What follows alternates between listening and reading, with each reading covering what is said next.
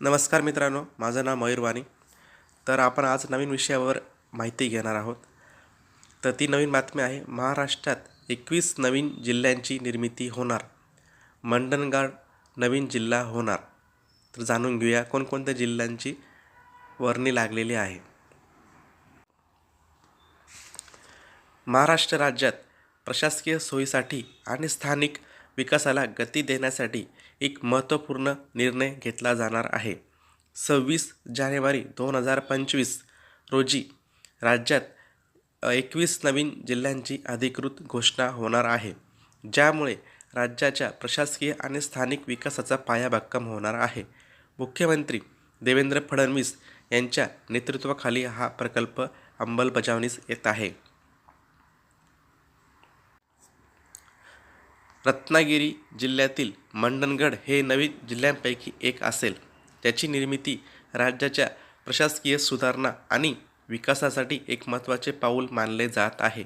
या नवीन जिल्ह्यामुळे प्रशासन अधिक चपळ आणि कार्यक्षम होईल, तसेच स्थानिक पातळीवर विकास गतिमान होईल. प्रशासकीय सुधारणा आणि स्थानिक विकास. महाराष्ट्र राज्याच्या 26 जानेवारी 2025 रोजी 21 नवीन जिल्ह्यांची घोषणा होणार आहे. सध्याच्या 35 जिल्ह्यांपैकी अनेक जिल्ह्यांचे विभाजन करून ही नवीन जिल्हे तयार केली जात आहेत. उदगीर जिल्हा, लातूर आणि नांदेड जिल्ह्यातील काही भाग एकत्र करून निर्माण केला जात आहे. लोकसंख्येच्या दृष्टीने हा विषय महत्त्वपूर्ण ठरेल. नवीन जिल्ह्यांमध्ये भुसावळ जळगाव जिल्ह्यातील हा भाग वेगळा होणार आहे. अंबेजोगाई हा बीड जिल्ह्यामध्ये सध्या येतो, हा भाग वेगळा होणार आहे. मालेगाव, कळवण हा भाग सध्या नाशिकमध्ये मोडला जातो, तर दोघांचं विभाजन होणार आहे. मालेगाव वेगळं आणि कळवण वेगळं. नंतर नांदेड जिल्ह्यातील किनवट, मीरा भाईंदर आणि कल्याण, ठाणेमधलं मीरा भाईंदर हे दोघे वेगवेगळे होणार आहेत. यांचा समावेश आहे. 2018मध्ये मुख्य सचिवांच्या समितीने 22 नवीन जिल्हे आणि 49 नवीन तालुके निर्माण करण्याचा प्रस्ताव मांडला होता, ज्याची अंमलबजावणी सध्याच्या सरकारने सुरू केली आहे. फायदे आणि आव्हाने. नवीन जिल्ह्यामुळे प्रशासन अधिक सुलभ आणि कार्यक्षम होईल.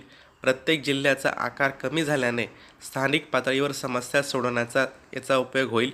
रोजगार निर्मिती, शिक्षण आणि आरोग्य सुविधांमध्ये मोठी सुधारणा होईल. नागरिकांच्या समस्या अधिक जलद गतीने सोडवल्या जातील. या नवीन जिल्ह्याच्या निर्मितीसाठी प्रचंड आर्थिक गुंतवणूक आणि प्रशासनिक पुनर्रचना आवश्यक आहे. नवीन जिल्ह्यांचे मुख्यालय, सरकारी कार्यालय, पायाभूत सुविधा उभारण्यासाठी भांडवलाची आवश्यकता असेल. मुख्यमंत्री देवेंद्र फडणवीस यांनी राज्याच्या प्रशासकीय गरजांनुसार नवीन जिल्ह्याची निर्मिती होणे अत्यावश्यक असल्याचे प्रतिपादन केले होते.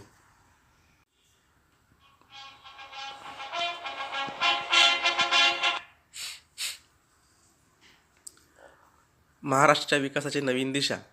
नवीन जिल्ह्याची निर्मिती ही महाराष्ट्राच्या प्रशासकीय सुधारणा आणि विकासासाठी एक महत्त्वाचे पाऊल आहे. यामुळे स्थानिक स्वराज्य संस्था अधिक मजबूत होतील, तसेच नागरी सुविधांमध्ये वाढ होईल.